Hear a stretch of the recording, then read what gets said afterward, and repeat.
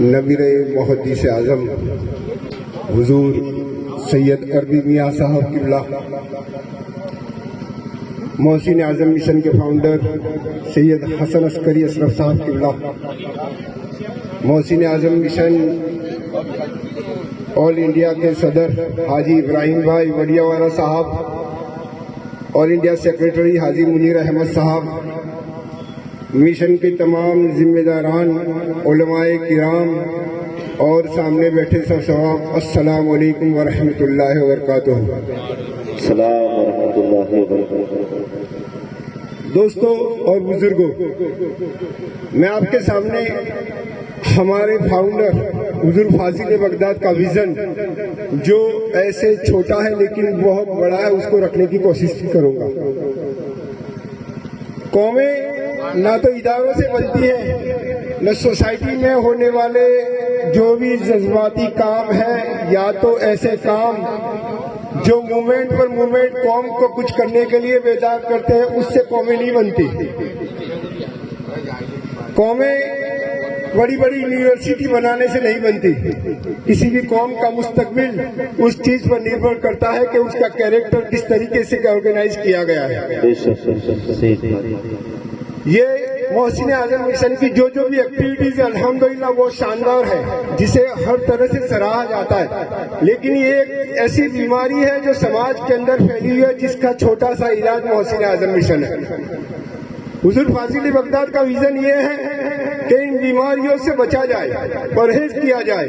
کس طریقے سے ایسا ہو کہ بچہ اپنے ماں باپ کو کھانا کھلانے سے دور رہ سکتا ہے؟ کیا کبھی ایسا سوچا جا سکتا ہے؟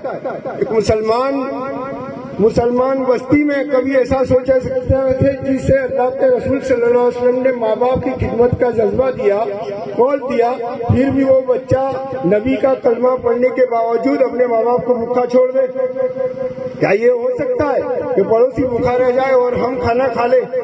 ہم نبی کریم صلی اللہ علیہ وسلم کا کلمہ پڑھتے ہیں۔ کیا یہ ہو سکتا ہے کہ کپڑا پہنے بغیر ہمارے بچے تو عید کر لیں اور کسی کا بچہ عید نہ کر سکے؟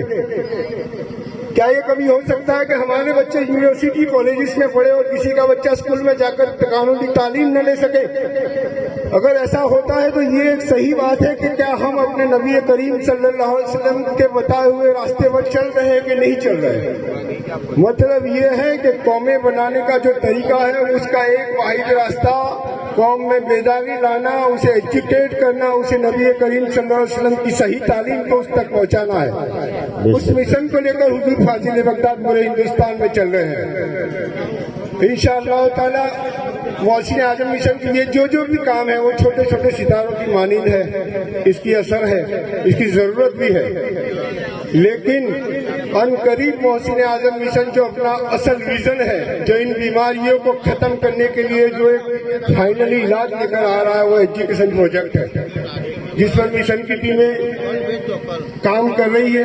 انشاءاللہ ان قریب آپ لوگوں کے سامنے اس پروجیکٹ کو بھی رکھا جائے گا۔ ہو سکتا ہے کلول کے اندر بھی وہ بنیادی کام شروع ہو، تو اس سب میں آپ لوگوں کے ساتھ سہکار کی مشن کو ضرورت پڑ سکتی ہے۔